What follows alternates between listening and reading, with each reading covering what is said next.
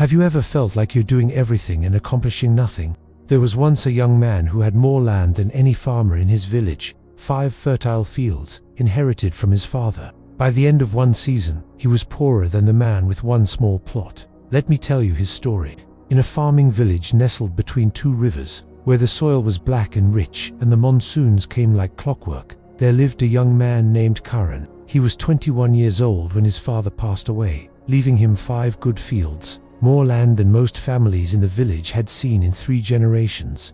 Karan was known as a bright young man, always reading farming journals, always talking about new techniques, always full of ideas and energy.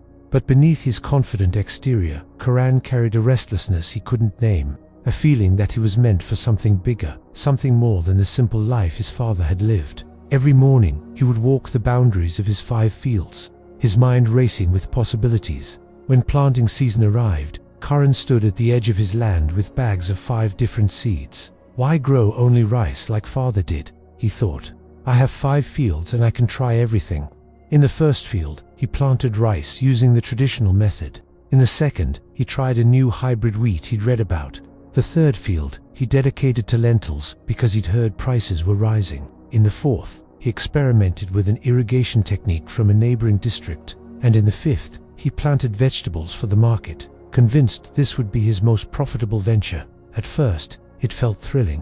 While other farmers tended one crop, Karan was diversifying, experimenting, learning 5 different methods at once. But within weeks, the weight of his decision began to show. The rice needed water at different times than the wheat. The lentils required weeding that conflicted with the vegetable harvest schedule. The new irrigation system kept breaking down, pulling him away from the other fields. Karan would wake before dawn and collapse after sunset, racing between fields, never spending enough time in any one place. He'd be weeding the lentils when he'd remember the rice needed fertilizer.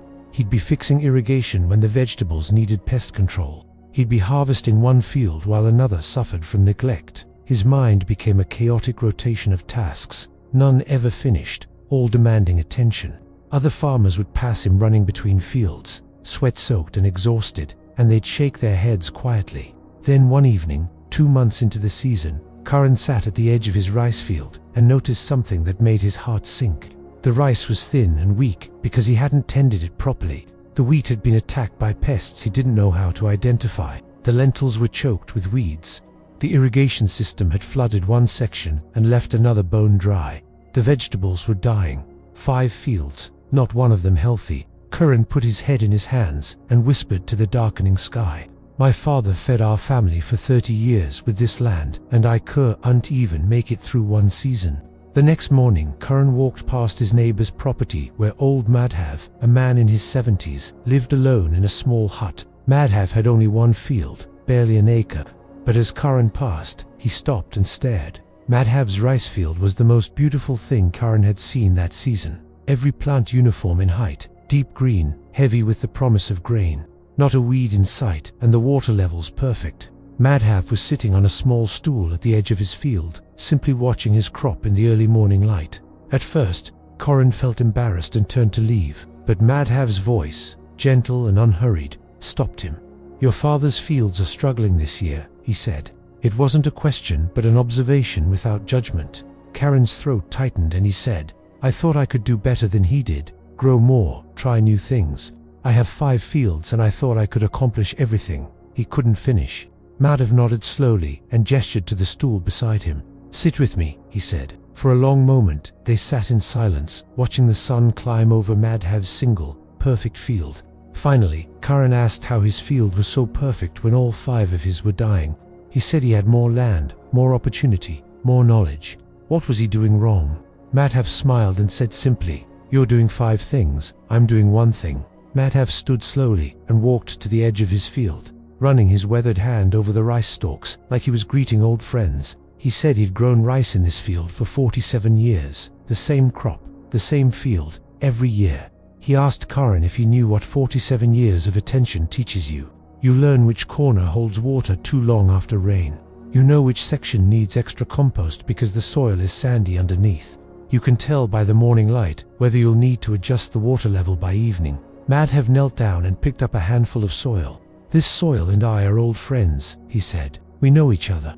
When I walk this field, I notice everything because there's only one field to notice. He let the soil fall through his fingers. You have 5 fields, Karan, but tell me truthfully, do you really know any of them? Have you spent enough time in one place to hear what the land is telling you? Every day I see you running from rice to wheat to lentils to vegetables. You're not farming, my boy, you're performing.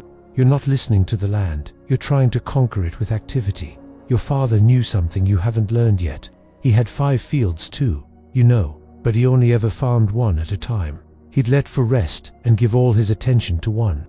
The next season, he'd rotate. You're farming 5 fields with divided attention. I'm farming 1 field with complete devotion. You're spreading yourself like monsoon water across dry earth, touching everything, soaking into nothing. A farmer with 5 distracted fields will starve. A farmer with 1 focused field will thrive.